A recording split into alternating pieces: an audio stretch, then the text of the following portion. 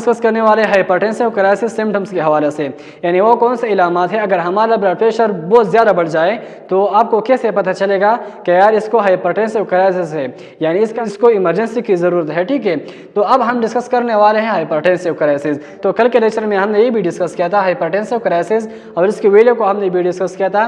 तो मैं एक बार फिर आपके साथ ये रिपीट करना चाहता हूँ, अगर हमारे साथ सिस्टोलिक 180 से अबव आ जाए, ठीक है, 180 mmHg से अबव आ जाए और इसी तरह से डायस्टोलिक भी हमारे साथ 120 से अबव आ जाए तो इसको हम कहते हैं हाइपरटेंसिव क्राइसिस, यानी हमारा जो ब्लड प्रेशर है वो बहुत ज़्यादा बढ़ चुका है।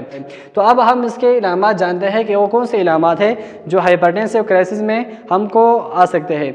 सबसे पहले मैं बात करता हूँ सीवियर हेडेक की। उसके सर पे दर्द होगा और सीवियर हेडेक पे यानी उसके सर पे बहुत शदीद किस्म का दर्द होगा।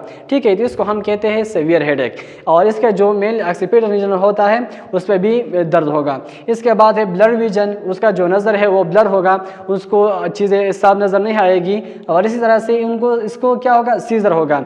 सीजर माना है कि उसको झटके भी हो सकते हैं। ठीक है, यानी अगर हमारा ब्लड प्रेशर बहुत ज़्यादा हाई हो जाता है चांसेस है कि उसको झटके भी लगने जाए तो इसको हम कहते हैं सीजर। और इसके बाद है लॉस ऑफ कॉन्शियसनेस, उस बंदे को क्या होगा, लॉस ऑफ कॉन्शियसनेस होगा, यानी वो बेहोशी के हालत में भी पड़ सकते हैं। ठीक है, इसके बाद है स्ट्रोक लाइक सिम्टम, उसको स्ट्रोक लाइक सिम्टम भी हो सकते हैं, उनका वन साइड जो है ना वीक हो सकता है। चांसेस है अगर एक बंदे का ब्लड प्रेशर हाई हो जाता है तो उनको स्ट्रोक सिम्टम्स हो सकता है, मेनली उनका वन साइड जो है वो वीक हो सकता है। इसके बाद है चेस्ट पेन, उसके चेस्ट पे क्या होगा, पेन होगा, उसको चेस्ट पे भारीपन महसूस होगा। ठीक है, और इसी तरह से डिस्पनिया उसको होगा डिस्पनिया। डिस्पनिया माना उसको शॉर्टनेस ऑफ ब्रीथिंग होगी, अगर वो बंदा सांस लेता है तो उसको सांस लेने में तकलीफ होगी, मुश्किल होगी उसको सांस लेने में दुश्वारी होगी तो इसको हम कहते हैं डिस्पनिया। ठीक है, और क्या होगा, एरिथमिया होगा।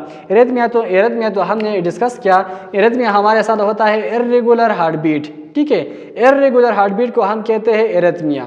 ठीक है, अब अगर हमारा हार्ट बीट ज़्यादा हो जाता है तो इसको हम कहते हैं टेकेकार्डिया। ठीक है, क्या हम इसको क्या कहते हैं, इसको हम कहते हैं टेकेकार्डिया। अगर हमारा जो दिल का धड़कन है अगर वो लो हो जाता है, 60 से कम हो जाता है तो इसको हम कहते हैं ब्रेडिकार्डिया। ठीक है, ब्रेडिकार्डिया।